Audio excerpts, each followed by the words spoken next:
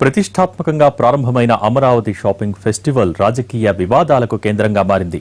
Shopping festival success కోసం CM తపిస్తుంటే ఈ కార్యక్రమం ప్రజాప్రతినిధులకు అధికారులకు మధ్య చిచ్చురేపింది.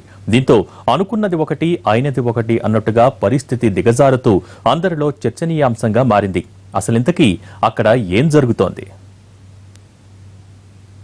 నవ్యాంధ్ర రాజధాని అమరావతి బ్రాండింగ్ కోసం కొత్త కార్యక్రమాలకు రూపకల్పన చేస్తున్న CM Chandrababu Amaravati shopping festival ఏర్పాటు చేశారు. దసరా సందర్భంగా విజయవాడ స్వరాజ్య మైదానంలో దాదాపు 29 రోజుల పాటు ఫెస్టివల్ జరపాలని నిర్ణయించారు. అనుకున్నది తడవుగా బ్రాండింగ్ కంపెనీలతో పాటు లోకల్ గా పేరున్న కంపెనీలతో కూడా స్టాల్స్ పెట్టించారు.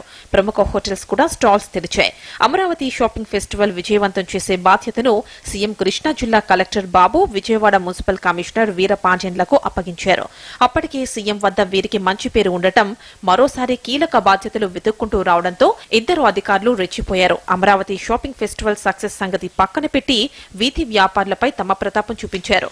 అమరావతి షాపింగ్ ఫెస్టివల్ పేరున్న కంపెనీలు స్టాల్స్ ఏర్పాటు చేసినా స్టార్ హోటల్స్ భాగస్వామ్యమైన అధికారులు తృప్తి పడలేదు. నైట్ ఫుడ్ కోర్టులు షాపింగ్ ఫెస్టివల్ బీట్ చేస్తాయనే ఉద్దేశంతో వాటితో కూడా స్టాల్స్ పెట్టించాలని ప్రయత్నించారు. అది కుదరకపోవడంతో చిరు వ్యాపారులపై కక్ష కట్టారు.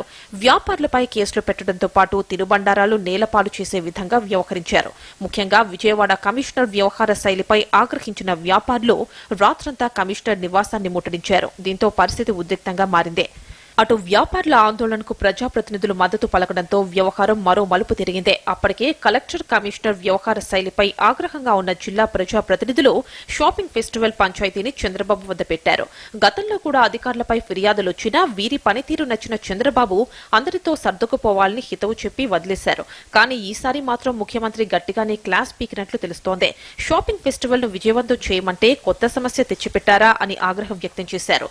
సీఎం అండ చూసుకుని కలెక్టర్ బాబు, కమిషనర్ వీరపాండ్యన్ తమను లెక్క చేయడం లేదని ఆగ్రహంగా ఉన్న జిల్లా ప్రజాప్రతినిధులు వీరిని బదిలీ చేయాల్సిందేనని పట్టుదలగా ఉన్నారు.